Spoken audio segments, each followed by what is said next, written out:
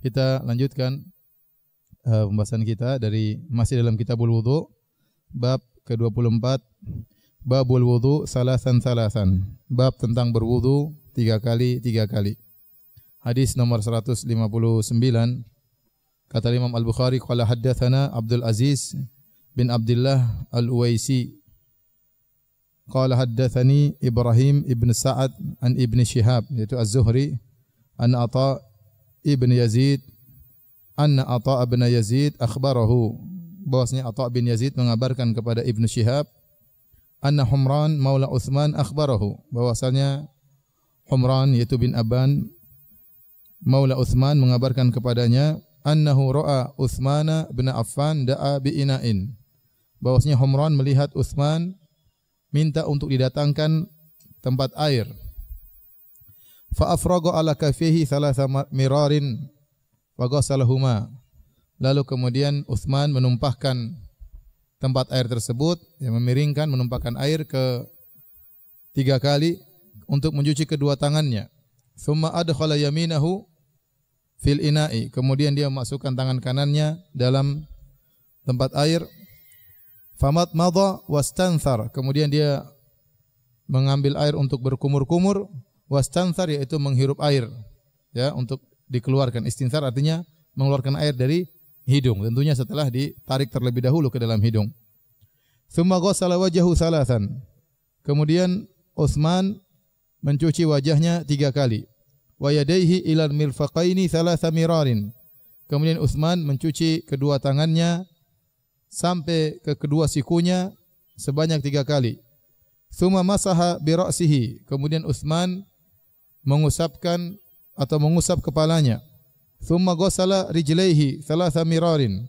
Kemudian beliau mencuci kedua kakinya 3 kali ilal ka'bain, sampai ke kedua mata kaki.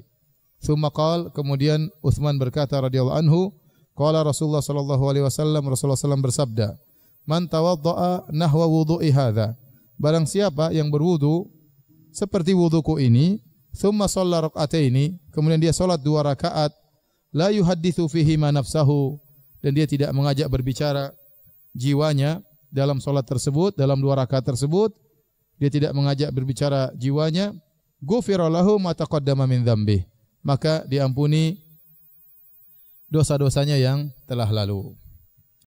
Wa an Ibrahim qala, dari Ibrahim bin Sa'ad, sebagaimana rawi dalam hadis sebelumnya, qala, dia berkata, qala Salih ibnu Kaisan, berkata Salih ibnu Kaisan, qala Ibnu Shihab, berkata Ibnu Shihab Az-Zuhri, walakin Urwatu, yaitu Urwah bin Zubair, akan tapi Urwah bin Zubair yuhadithu an Humran, telah meriwayatkan dari Humran dengan lafal yang lain.